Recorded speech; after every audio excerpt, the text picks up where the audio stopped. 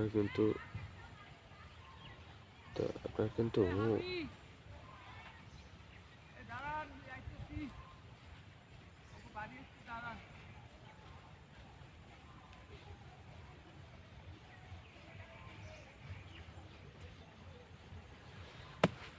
কিন্তু এরকম কিন্তু ভিন্ন ভিন্ন ধরনের কিন্তু গাছপালা কিন্তু দেখতে কিন্তু খুব সুন্দর লাগে। তো আপনারা যারা গাছপালা লাগাবেন তারা একটু খোলামেলা জায়গা, এমনকি পরিষ্কার জায়গা থেকে তারপর একটু গাছপালা লাগানো চেষ্টা করবেন। কারণ গাছপালা যত খোলামেলা জায়গায় লাগাবেন তত কিন্তু গাছপালা আরও ভালো হবে। তো গাছপালা যত খোলামেলা জায়গায় লাগাবেন তত কিন্তু গাছপালা আরও তত ভালো হবে।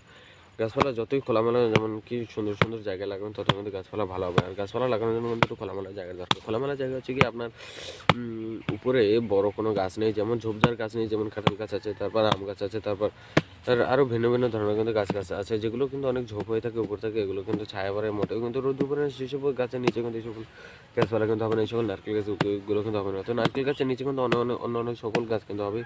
কিন্তু নারকেল গাছের 5 হাত কিন্তু গোড়ায় কিন্তু অন্য কোনো গাছ হবে না। 5 হাত রাউন্ড করে চারিদিকে কিন্তু 5 হাত করে কিন্তু যেখানে অন্য কোনো গাছ হবে না। যেমন সিম গাছ, লাউ গাছ, কদু গাছ, মিষ্টি কুমড়ো গাছ, বরবটি গাছ, টমেটো গাছ, লাফা গাছ, তারপর আপনার শালগম গাছ, বরবটি গাছ, ফুলকপি গাছ, কচু গাছ, বেগুন গাছ, টমেটো গাছ, এই সকল গাছ কিন্তু আপনার কিন্তু এগুলো কিন্তু হবে না।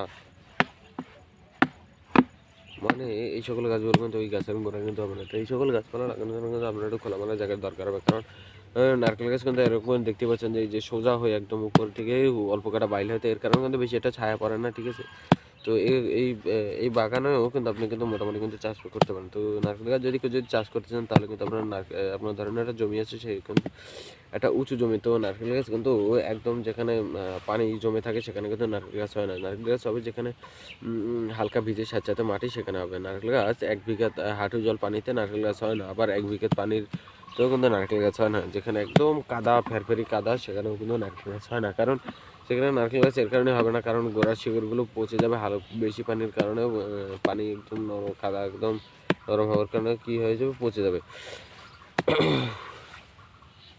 আবার আপনার ওই নারকেল গাছটা মানে শিকড় পচে যাবে যখন ঝড় বন্যা বাতাস হবে, তখন কিন্তু আপনার ওই গাছটা কিন্তু উপড়ে পড়ে যাবে। তো হালকা ভিজে স্যাঁতস্যাঁতে মাটির কারণে কিন্তু ওই গাছটা কিন্তু ভালো মতন ধরে রাখতে পারবেন। কারণ গাছের কিন্তু শিকড়গুলো একদম ছোটো ছোটো, এমনকি ঘুরি ঘুরি। তো এই শিকড়গুলো দেখতেও কিন্তু মূলত এরকম লাগে। তো যার কাছে যা ভালো লাগে তার কাছে তাই ভালো লাগে। তো আপনার যে সকল গাছ লাগাবেন, যারা চাষ করতেছেন তারা একটা হাইব্রিড জাতের গাছপালা লাগানোর চেষ্টা করুন। কারণ হাইব্রিড জাতের গাছগুলো কিন্তু আপনার ছোটো থেকে কিন্তু ভালো ফলন দিতে শুরু করে।